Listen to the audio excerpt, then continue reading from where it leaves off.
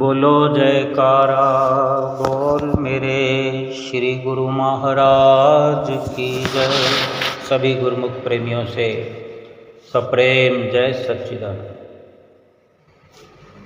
सिर्फ एक क्षण भर की, एक पल भर की जिंदगी है। हमारा जीवन एक पल भर का है। अभी गए, अब गए, तब गए, क्या फर्क पड़ता है? क्यों फिक्र करते हैं घर की? क्यों फिक्र कर रहे हैं हम परिवार की? क्या फिक्र कर रहे हैं मित्रों की, प्रियजनों की, रिश्तेदारों की? अपनी सोच में, विचार में संसार के लोग एक ही बात की फिक्र क्यों नहीं करते?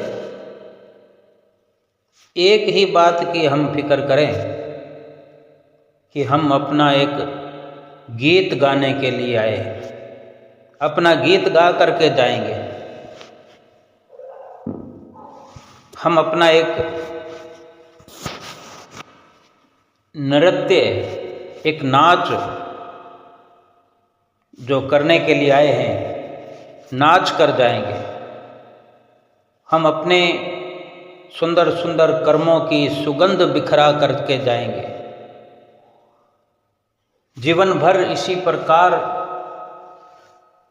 हमारा ये संसार में रहन सहन हो कि हम कोई ऐसी सुगंधी बिखराएं, ऐसी सोच, ऐसी विचार एक दूसरे को दे करके किसी के दिल में खुशी का पैगाम भर दें। ऐसा नृत्य करें जो हमारे आचरण को देख करके लोग प्रसन्न हो उठे। केवल फिक्र कर रहे हैं परिवार की, मित्रों की, रिश्तेदारों की। अगर संतों महापुरुषों जैसा जीवन जी करके जाएंगे तो यहाँ से जाते हुए, मरते समय किसी भी तरह का ऐसा भाव हमारे मस्तक पर अंकित नहीं होगा कि हमने कभी कोई अपराध किया है। जब अपराध कोई हमसे होगा ही नहीं तो अपराध का भाव कैसे हमें महसूस होगा? और अपराध भी क्या कि जीवन को सही मायने में जैसे जीने के लिए हम यहाँ आए, उस प्रकार से हमने जीवन नहीं जिया। ये अपराध जैसा तब लगेगा जब हम कुछ और करते रहे। आए थे जिस काम को भूल गई वो बात। यानी हमारे आने का मकसद क्या था और कुछ और करने लगे। सुगंध की जगह दुर्गंध बिखेरते चले गए। जो एक नृत्य करने आए थे, नाच कर खुशियां मनाने के लिए आए थे, नाच करके गीत गाने आए थे, उसकी बजाय अगर सांसारिक मोह में फंस करके, काम क्रोध में फंस करके, लोभ में फंस करके, अहंकार अपने में भर कर जीते रहे तो फिर प्रभु प्रेम के अंदर नाचना हम भूल गए, प्रभु प्रेम की सुगंध बिखराना भूल गए। तब ये अफसोस होगा कि हम अपनी जिंदगी को अपने ढंग से न जी सके। बस यही जीवन में समझना है। जीवन का उद्देश्य जो हम भूल गए अपने जीवन के उद्देश्य की संभाल करनी है कि हमारा क्या उद्देश्य है, किस लक्ष्य को लेकर हम इस दुनिया में आए थे। निश्चय करो कि हमारा ये जो मनुष्य जीवन है कुछ इकट्ठा करने के लिए नहीं है, संसार से कुछ बटोरने के लिए नहीं है, बल्कि ये जीवन संसार में कुछ बांटने के लिए, कुछ देने के लिए, उपकार करने के लिए हमें मिला है। हम बहुत कुछ दे सकते हैं, बहुत कुछ त्याग सकते हैं। सारी सृष्टि इस मनुष्य जीवन को कुछ न कुछ देती है, देती ही रहती है। नदियाँ लगातार बहती हैं, पानी से भरपूर होकर इतराती हुई चलती हैं। तो पीने के लिए पानी से लेकर खेती बाड़ी, मनुष्य जीवन की अनेक अनेक आवश्यकताओं की पूर्ति के लिए अपना सर्वस्व निछावर कर देती है, सूख जाती है। पर उपकार के लिए, मानव जाति के लिए वो स्वयं सूख जाती है, पानी का एक एक कतरा, एक एक बूंद त्याग कर देती है।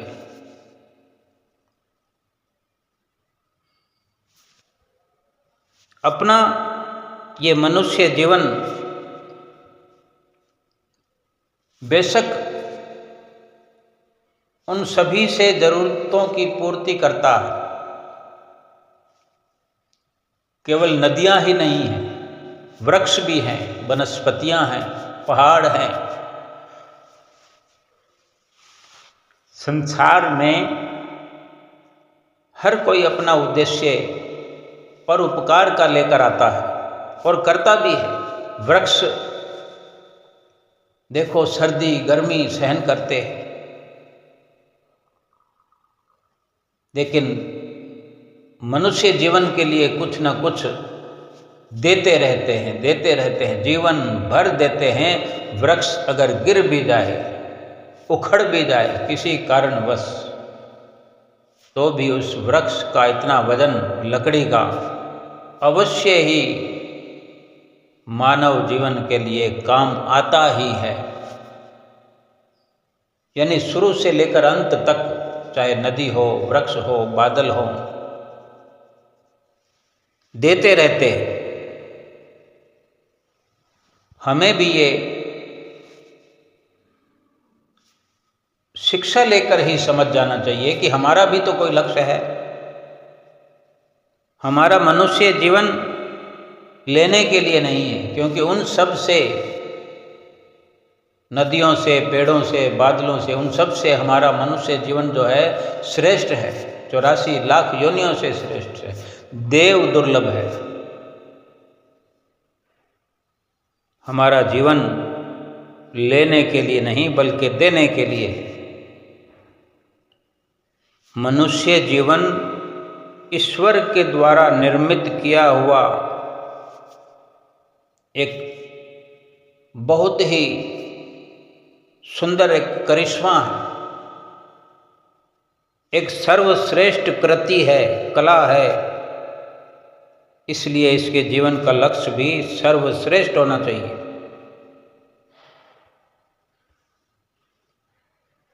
चीजों को जीवन में समझें। जो भी वस्तुएं नजर आती है संसार की, जो भी रिश्ते नाते समझ में आते हैं, नजर आते हैं, जो सामान नजर आते हैं, धन दौलत सुख संपत्ति के जितने भी जरिया हैं, उनको जीवन में समझें कि ये हमारे जीवन में है। उन चीज़ों को ही जीवन न बनाएं, उन चीज़ों को ही अपना जीवन बना करके, लक्ष्य बना करके न जिएं।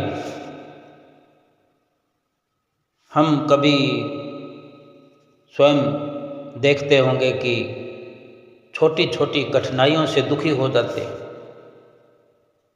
छोटी सी कठिनाई होती है, किसी ने कुछ कह दिया, कुछ वाद हुआ, कुछ विवाद हुआ, कोई वस्तु का कोई विवाद है, कुछ बातों का विवाद है, कुछ संपत्ति का विवाद है, बहुत बड़ी ये कठिनाई या मुसीबत नहीं है।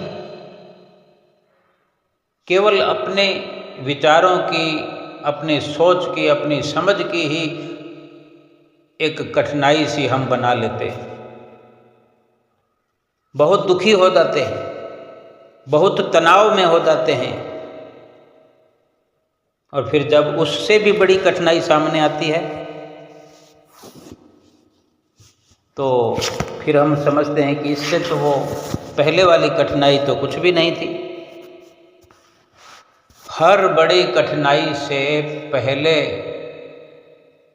बीत गई कठिनाई जिसका हम मुकाबला नहीं कर सके, लेकिन कुदरती तौर पर वो वक्त के चलते अपने आप ही परिवर्तन होता गया और हमें लगता गया कि वो दुख कष्ट छोटा था।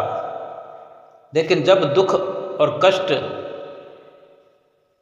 आता है उस वक़्त उसे बहुत बड़ा मान करके हम दुखी हो जाते हैं, परेशान हो जाते हैं, तनाव में हो जाते हैं, रातों की नींद हराम हो जाती है। जरा विचार करके देखें, क्या जिस दुख का हम सामना कर रहे हैं क्या वो इतना बड़ा है?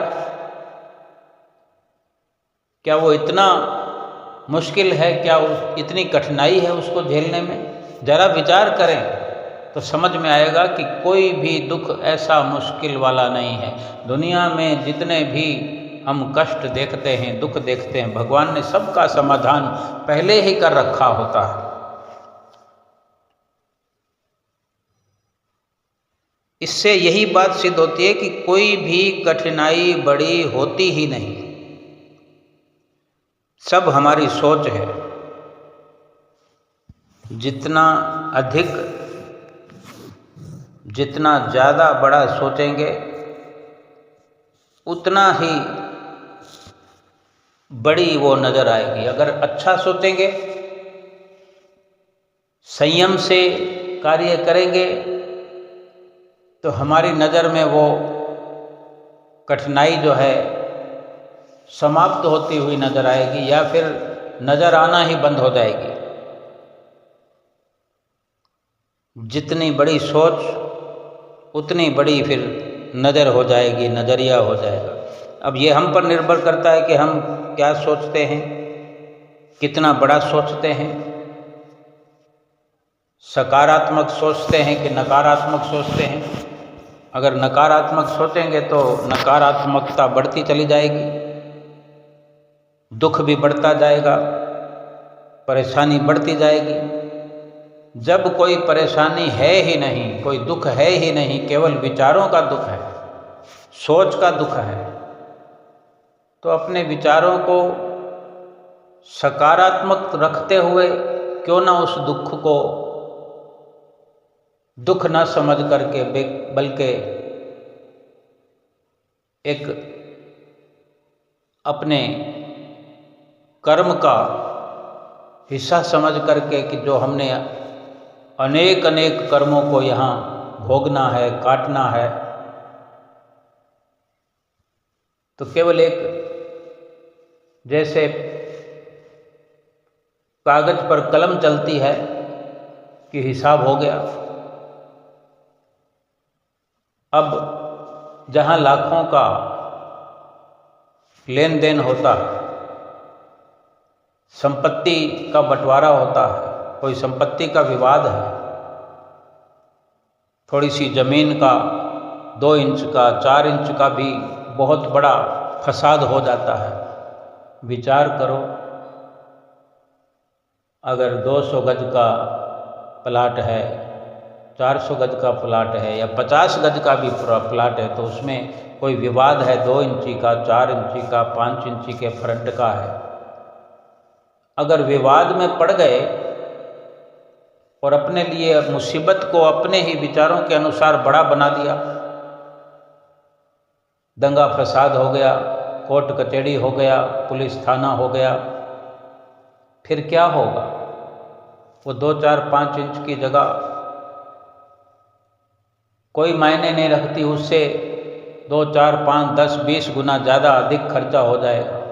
हो सकता है कि वो पूरा का पूरा जो हिस्सा है ज़मीन का पूरा दाव पर लग जाए। क्यों ना छोड़ दिया जाए वो।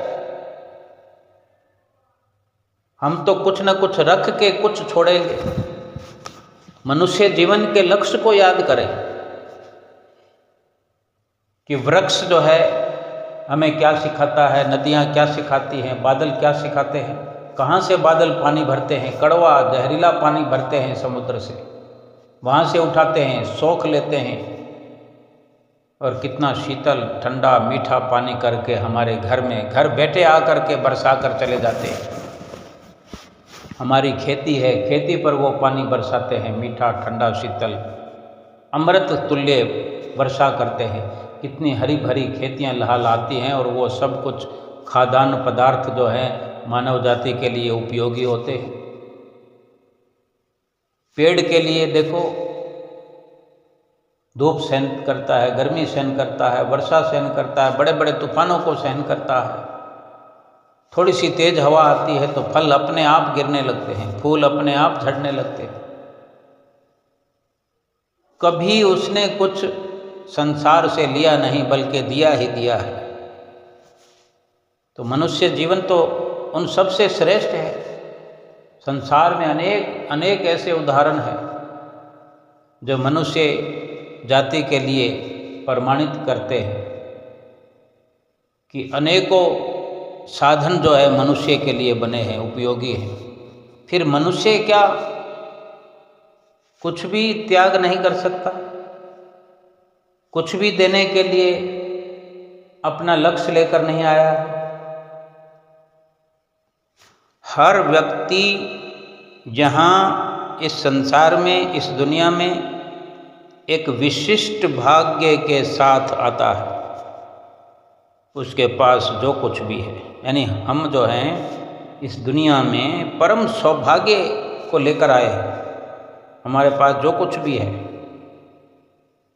वही हमें पूर्ण कर सकने में सक्षम है। जितना भी है हमारे पास कम से कम है। अपना नाम लिखा हुआ अपना पट्टे का मकान नहीं है, अपनी रजिस्ट्री का नाम किया हुआ मकान नहीं है, कोई दुकान नहीं है। किसी सेठ साहूकार की दुकान पर अगर हम काम करते हैं, कोई रेहड़ी लगाते हैं, कोई पल्ली लगाते हैं, किराए के मकान में रहते हैं, इतना होने पर भी ये निश्चित हो जाता है कि जितना हमारे पास है हमें पूर्ण बनाने में वो पर्याप्त है। क्योंकि पूर्ण तो हम अपने आप में मनुष्य जीवन को लेकर ही हो गए। किसी हाथी को करोड़ों की माला पहना दी जाए, उसके गले में सोने चांदी के कंगन पहना दिए जाए, तो क्या वो मनुष्य जीवन की बराबरी कर सकता है?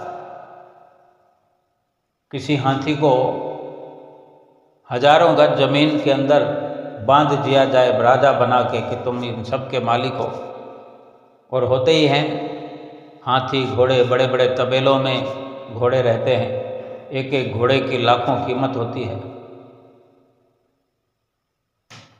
एक आम इंसान जो अपने आपका खुद का घर नहीं है, कोई बिजनेस, कोई कारोबार नहीं है, जिसे गरीब कहा जा सकता है, निर्धन कहा जा सकता है, लेकिन उस हाथी से भी उसकी तुलना करें, घोड़े से भी तुलना करें जिसकी लाखों कीमत है, करोड़ों भी हो सकती है। ऐसे ऐसे घोड़े हैं, ऐसे ऐसे पशु हैं जिनकी इतनी कीमत होती है। अगर गरीब से गरीब, निर्धन से निर्धन इंसान की उस करोड़ों रुपए के पशु से तुलना करें तो इंसान का ये जीवन ही श्रेष्ठ नजर आएगा। हर किसी को समझ आता है, एक बच्चे को भी समझ आ जाएगा कि कौन श्रेष्ठ है। लेकिन फिर हम भूल क्यों जाते हैं बार बार? मोह में फंसकर, अज्ञान में फंसकर, गफलत में आकर के काम, क्रोध, लोभ, मोह, अहंकार की ज्वाला में धधक रहे हैं, आग में झुलस रहे हैं।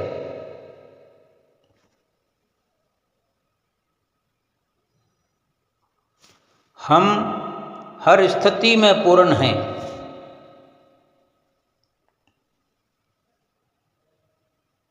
कोई संदेश दुनिया को देना होता है, कुछ काम है हमारे लिए जिन्हें हम पूरा कर सकते हैं, हमें पूरा करना होता है।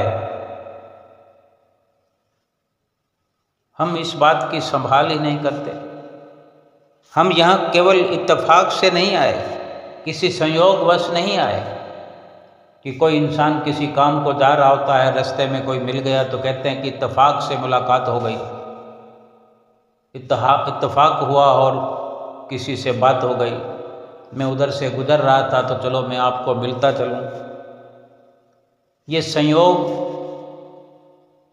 अचानक से या इत्तेफाक नहीं हुआ जो हम संसार में आए।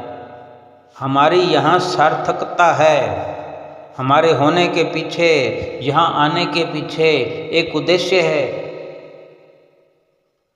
ये संसार, ये सृष्टि हमारे माध्यम से कुछ बड़ा करना चाहती है। उस उद्देश्य को समझने की कोशिश करना है। ये सृष्टि कुछ रचना रचानी चाहती है हमारे माध्यम से, हमारे व्यवहार से, हमारी कार्यशैली से, हमारी निष्कामता से, हमारी भक्ति से, भजन से, सत्संग से, कीर्तन से। हमें समझना होगा, उस उद्देश्य को समझने की कोशिश करना है। अपने सत्य चित्त आनंद स्वरूप को, अपने दिव्य स्वरूप को पहचानना है, जिसे हम भूल चुके हैं। हमें दुनिया में खोट नजर आता है, किसी संपत्ति में सुख नजर आता है, किसी विवाद में हम सुख ढूंढते हैं कि ये विवाद करके ये हम बंटवारा कर लें, ये इस प्रकार से ऐसा कर लें।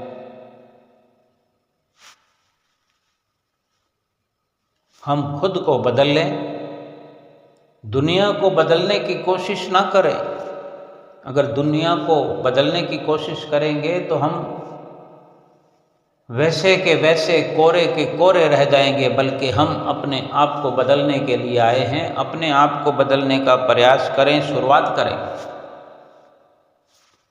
अपने सत्य चित आनंद स्वरूप को जो हम भूल चुके हैं, उसको समझने के लिए, उसको जानने के लिए सतगुरु की शरण में हमको आना। सतगुरु की शरण प्राप्त हो जाने के बाद भी बहुत बड़ी जिम्मेदारी है। आज देखो, संत महापुरुष हमारे जीवन में क्या मायने रखते हैं। हम गुरमुख हैं, हम सेवक हैं, भक्त हैं, भगवान के, सतगुरु के दास हैं। सतगुरु कैसे हमारी संभाल करते हैं, कैसी कैसी बातें हमें समझाते हैं, कैसी कैसी युक्तियां समझाते हैं, कैसा जीवन हमें देते हैं, कैसा जीवन हमारा बनाना चाहते हैं, बना रहे हैं। कभी हमें श्री आनंदपुर में तो कभी श्री प्रयाग धाम में अपने सुंदर सुंदर दर्शनों से निहाल कर रहे हैं। विचार अभी नहीं किया तो फिर बहुत बड़ी हानि हो जाएगी। हमारी जो ताकत है, हमारा जो असल स्वरूप है, सत्य चित्त आनंद स्वरूप जो है, उसको भूलने के कारण आज हम दुख पा रहे हैं, दुखी हो रहे हैं, दुख उठा रहे हैं। आज भी श्री गुरु महाराज जी के दर्शन खुले हुए थे तो महात्मा जी ने सत्संग सुनाया।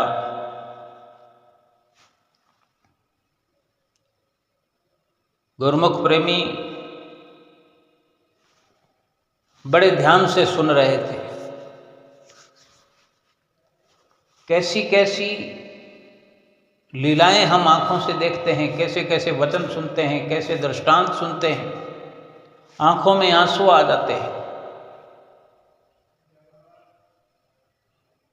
महात्मा जी ने एक दृष्टांत सुनाया कि हमारे श्री पंचम पातशाही गुरु महाराज जी एक बार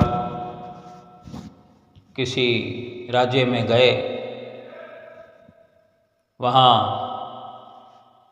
एक भक्त्यानी जो श्री गुरु महाराज जी की प्रेमण थी, दरबार में दर्शन करने भी आया करती थी। अब जहाँ श्री गुरु महाराज जी जाते हैं सबको पता लग जाता है गुरु महाराज जी आने वाले हैं, आने वाले हैं। गुरु महाराज जी आ गए तो पहले से तैयारी करके बैठते हैं जो प्रेमी होते हैं। प्रेमियों के लिए कोई मसला नहीं है, कोई बहाना नहीं है, कोई अड़चन नहीं है। सारी अड़चनों को फांद करके, छलांग लगा करके अपने सतगुरु के चरणों में दौड़े दौड़े आते हैं। पता है कुछ ना कुछ मिलेगा, और जो मिलेगा वो इस जीवन के लिए नहीं बल्कि जन्म जन्मांतरों के लिए पर्याप्त है। ना तो वो वस्तु दिखती है, ना कोई आकार में होती है, केवल युक्ति बताते हैं, केवल तरकीब बताते हैं और कायाकल्प कर देते हैं। ये लोग भी ऐसा सुखी कर देते हैं और परलोक भी सुहेला कर देते हैं।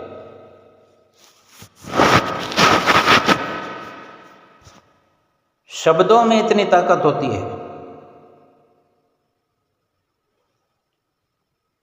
सतगुरु के वचनों में ताकत होती है। सतगुरु के नज़दीकी, सतगुरु की नज़दीकी में ताकत होती है। यूं ही गुरुमुख प्रेमी नहीं दौड़ के चले आते, भाग के चले आते। आज संसार में जो आग भड़क रही है, ज्वाला धधक रही है,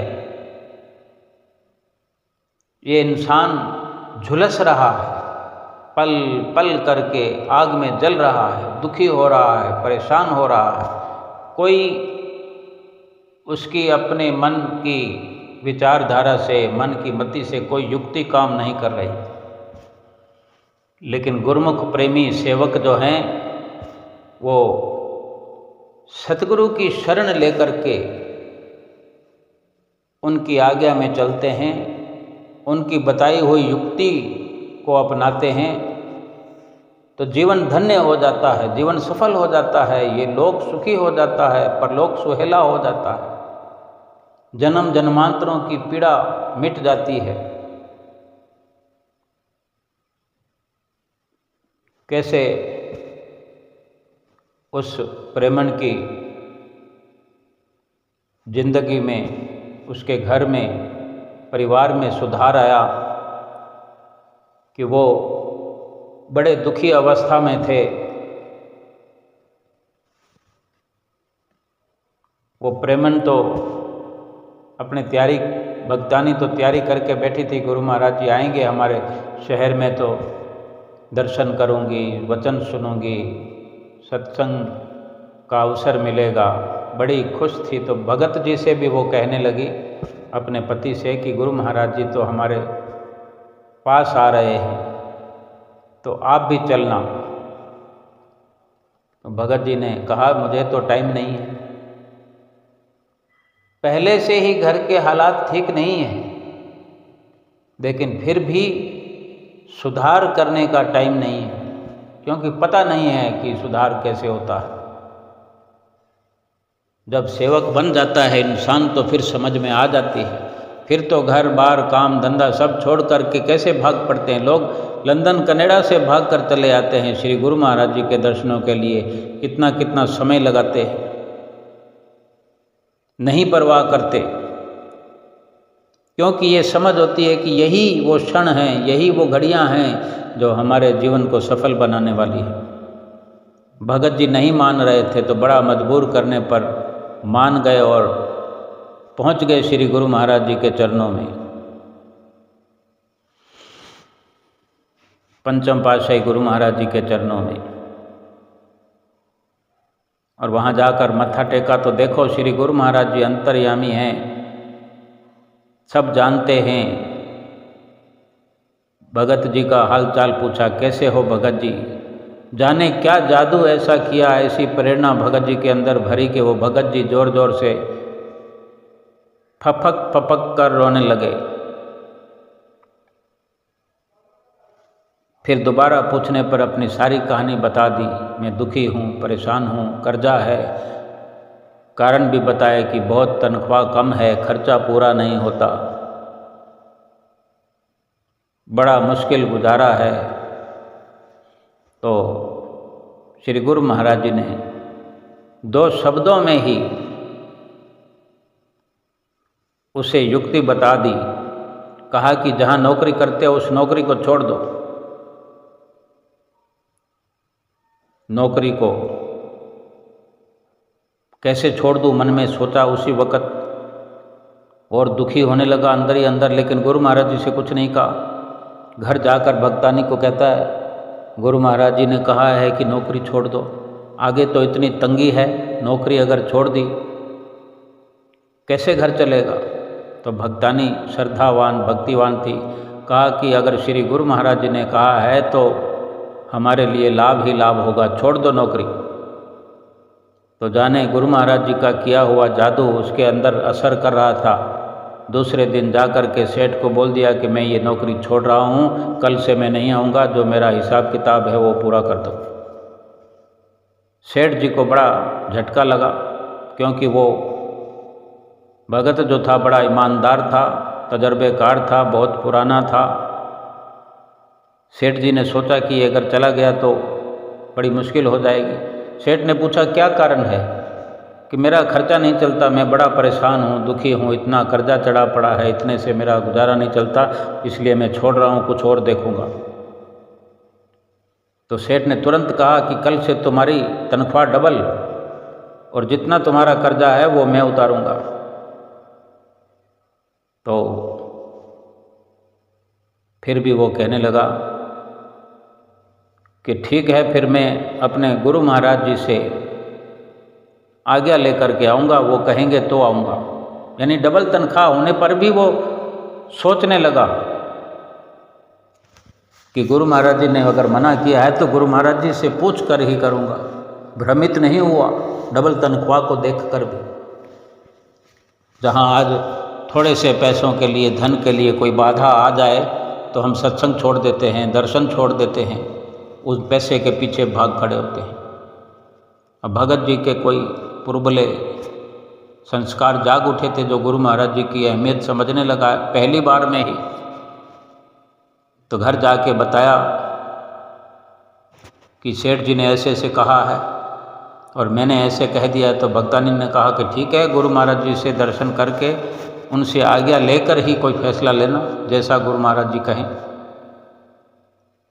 तो वो श्री गुरु महाराज जी के पास जा कर के अपनी बात कहता है, और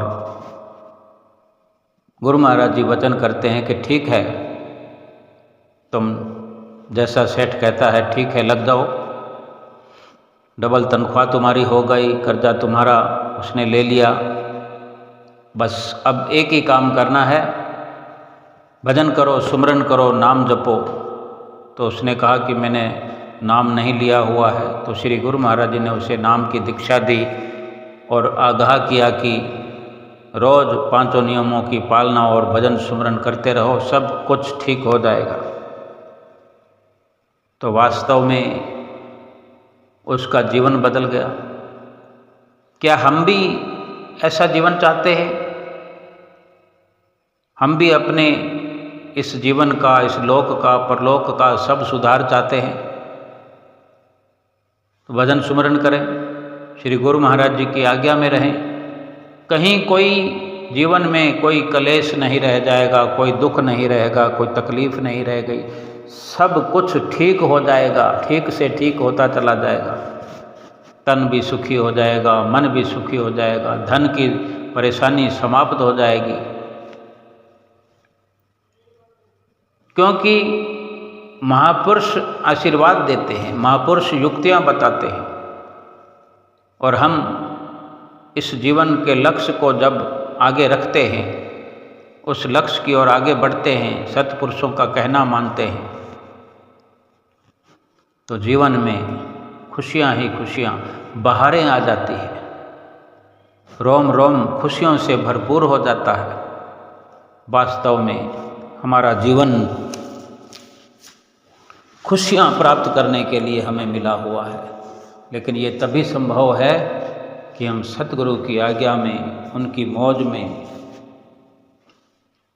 चल करके अपना ये लोक सुखी कर सकते हैं, परलोक संवार सकते हैं, 5 नियमों की पालना नित्य प्रति करते हुए। 2 घंटे भजन अभ्यास रोज हमें कहा जाता है, याद दिलाया जाता है, समझाया जाता है, और हमें करना चाहिए, क्योंकि जीवन क्षणभंगुर है। हमारे जीवन का कुछ भी भरोसा नहीं है, कितनी देर का है। जब भी जाना होगा चले जाएंगे, लेकिन अपने काम का, अपने लक्ष्य का हमें हर वक्त ख्याल होना चाहिए। अपने लक्ष्य को हर वक्त पूरा करके रखें, ताकि कभी भी संसार छोड़ के जाना पड़े तो हमें ये दुख ना हो कि जिस मकसद के लिए मैं इस दुनिया में आया था वो पूरा ना हुआ, या मेरे जीवन का सफल होना बाकी रह गया, परलोक का संवरना बाकी रहेगा। कोई किसी प्रकार का लेश मात्र भी दुख ना हो। महात्मा जी के सत्संग को भी हम उन्हीं की वाणी में सुनते हैं। श्री गुरु महाराज जी ने हुक्मनामा दिया, वो भी सुनते हैं। उठो गुरुमुख उठो, श्री गुरु महाराज जी का हुक्म है गुरुमुख उठो, श्री गुरु महाराज जी का हुक्म है गुरुमुख उठो। सौभाग्यशाली गुरुमुख सज्जन मंडली सन्मुख सुंदर सिंहासन पर विराजमान अपने परम इष्ट देव, परम आराध्य देव श्री श्री 108 श्री हजूर सतगुरुदाता दीनदयाल जी महाराज जी के परम पावन देव दुर्लभ दर्शन दीदार करते हुए एवं अपनी मुख रचना को पवित्र करने के लिए बड़े ही प्रेम सहित मिलकर बोलो जय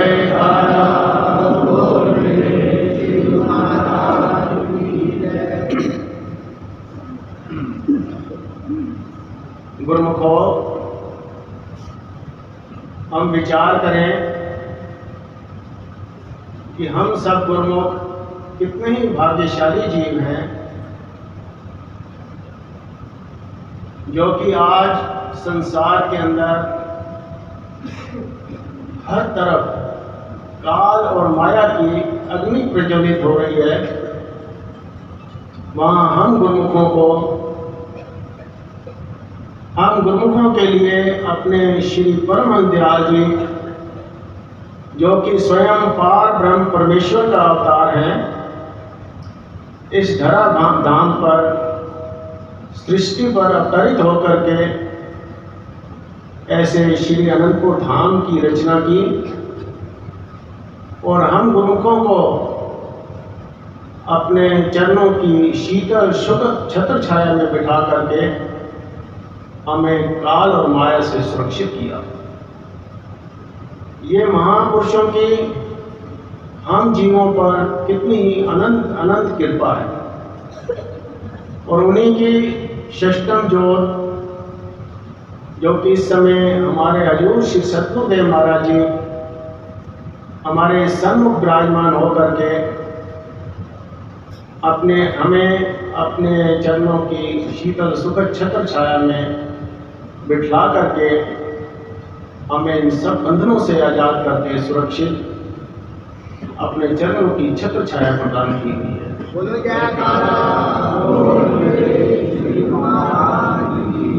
ये हमारे श्री सद्गुरुदेव महाराज जी की असीम कृपा है कि हर समय हमें अपने परम पावन श्री दर्शन एवं आशीर्वादों से और अपने परम पावन वचनों से हमें हर समय सुजाग करते रहते हैं, ताकि हम गुरुमुख जन इस काल और माया से सुरक्षित रह करके अपनी जीव आत्मा का कल्याण कर सकें। ये महापुरुषों के हम जीवों पर अनंत अनंत उपकार है।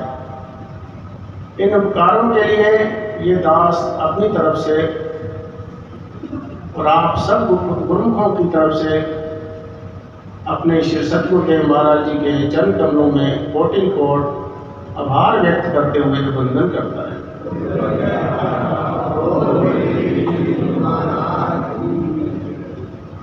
गुरुमुखों, महापुरुष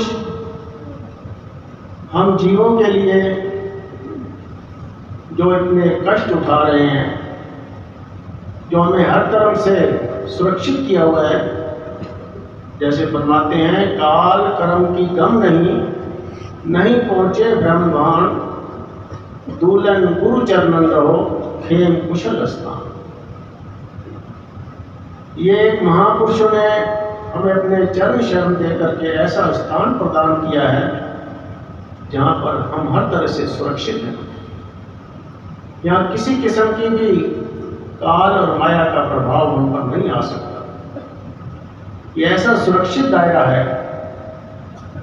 लेकिन हम गुरुमुखों पर जो महापुरुष इतनी अपनी असीम कृपा कर रहे हैं, तो हमारा भी कुछ कर्तव्य बन जाता है। वो क्या कि हमारा केवल एक ही कर्तव्य है कि हम महापुरुषों की आज्ञा और हुक्म के अनुसार अपने जीवन को चलाएं। यदि हम महापुरुषों के वचनों के अनुसार आज्ञा और हुक्म में चलते चले जाएंगे, तो हम हर तरह से सुरक्षित रह करके अपनी जीव आत्मा का कल्याण कर लेंगे। जैसे वाणी के वचन हैं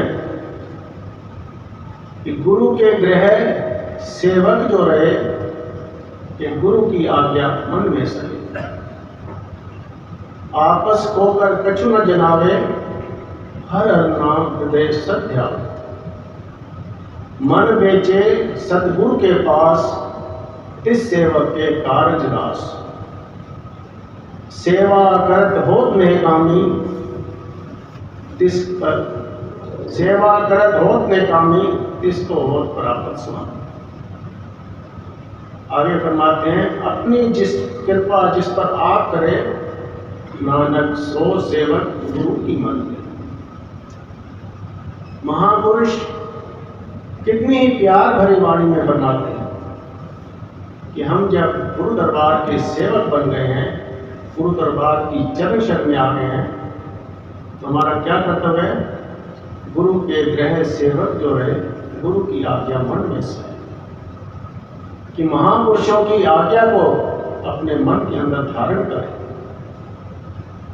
आपस को कर कछु न जनावे, और आपस में हमेशा नम्रता भाव से, दीनता से महापुरुषों के वचनों की पालना करें। कभी भी दिल के अंदर अहम भाव ना आए। हर हर नाम हृदय सत्य आवे। हमेशा मन के अंदर मालिक के नाम का सुमरन चलता है।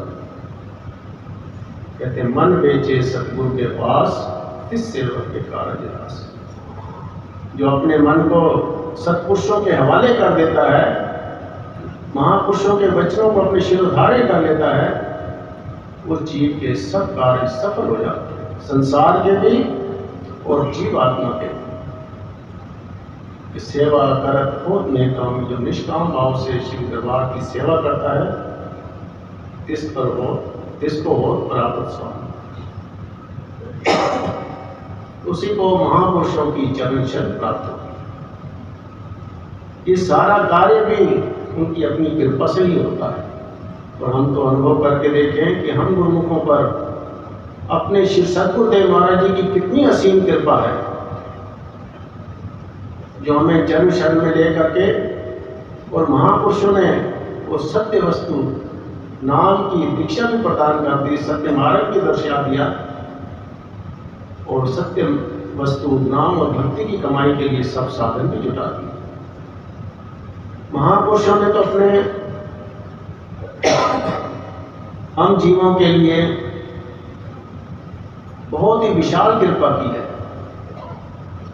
अब हम गुरुमुख केवल हम महापुरुषों के वचनों के अनुसार आज्ञा हुक्म में अगर चलते जाएंगे, अपने श्री सद्गुरुदेव महाराज जी भी आमतौर पर अपने वचनों पर फरमाते हैं कि आज्ञा सम न सुसाहिब सेवा, 100 प्रसाद जन पावे देवा।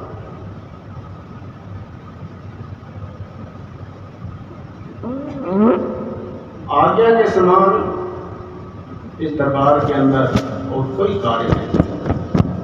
जो गुरु महापुरुषों की आज्ञा को शिरोधार्य कर लेता है, वही महापुरुषों की प्रसन्नता को हासिल कर लेता है। उनकी प्रसन्नता को क्या, उनको स्वयं को हासिल कर लेता है। सो गुरु को आप स्वयं अनुभव कर सकते हैं। एक पुराना वृत्तांत याद आ गया। हमारे श्री 108 श्री पंचम पातशाही श्री सद्गुरुदेव महाराज जी, दाता दीनदयाल जी लखनऊ में कृपा फरमाई। तो लखनऊ के अंदर एक प्रेमी परिवार रहता था, जिसमें भक्तानी तो बहुत प्रेमन थी, हर समय श्री अनंतपुर भी आती थी दर्शनों पे, नाम भी लिया हुआ था। लेकिन और परिवार भगत और बच्चे जो थे वे इतने खास प्रेमी नहीं थे। तो जब श्री सद्गुरुदेव महाराज जी ने लखनऊ में कृपा फरमाई, तो भक्तानी ने अपने भगत को कहा कि अब श्री सद्गुरुदेव महाराज जी हमारे शहर में कृपा फरमाई है, तुम भी जाओ श्री दर्शन कर आओ। उसने कहा कि मेरे पास समय नहीं है, मैं नहीं जा सकता।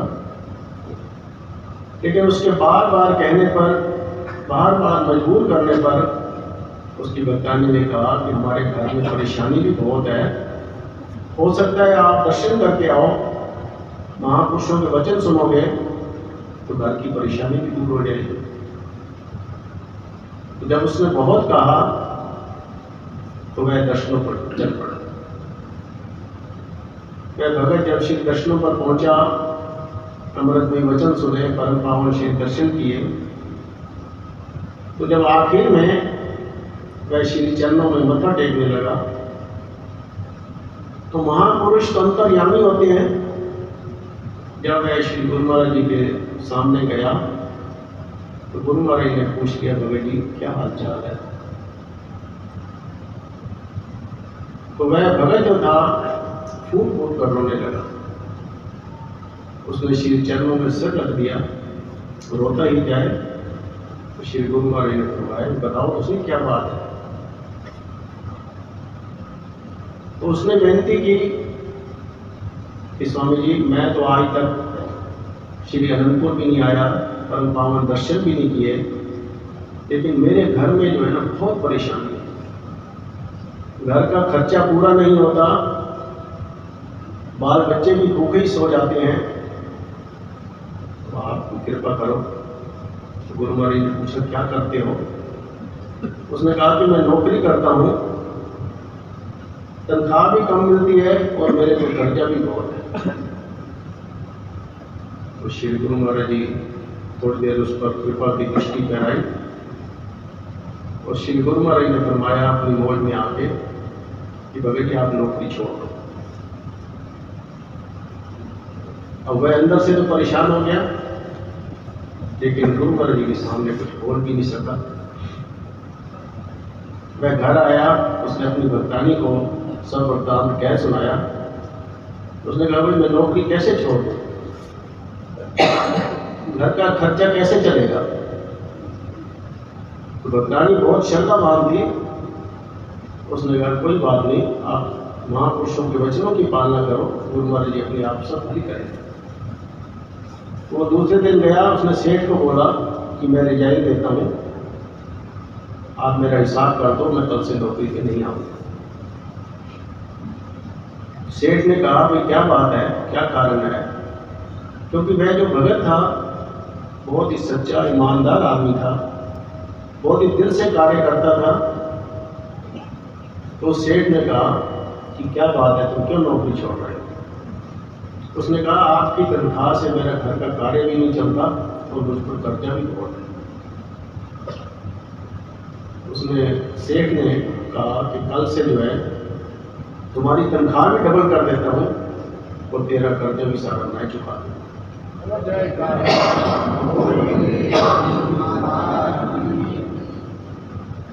उसने कहा ठीक है, मैं अब अपने गुरु महाराज जी से आज्ञा लेकर आऊँगा, जैसी आज्ञा होगी वैसी। घर आकर उसने फिर भक्तानी से सब बात की। अगले दिन फिर श्री चरणों में पहुंचा और उसने सब वृतांत जो है श्री चरणों में क्या सुनाया। तो गुरु महाराज ने फरमाया ठीक है, तुम अपना नौकरी भी करो और भक्ति नाम और भक्ति की कमाई भी किया करो। उसने कहा महाराज ने नाम तो नहीं लिया हुआ। तो श्री गुरु महाराज जी ने उससे नाम की भी दीक्षा दी और उसे ये वचन फरमाया कि नाम और भक्ति की कमाई करो, साथ साथ नौकरी भी करो, तुम्हारे सारे कार्य सफल होंगे। लोक भी सुखी होगा पर लोक भी सुहेला होगा।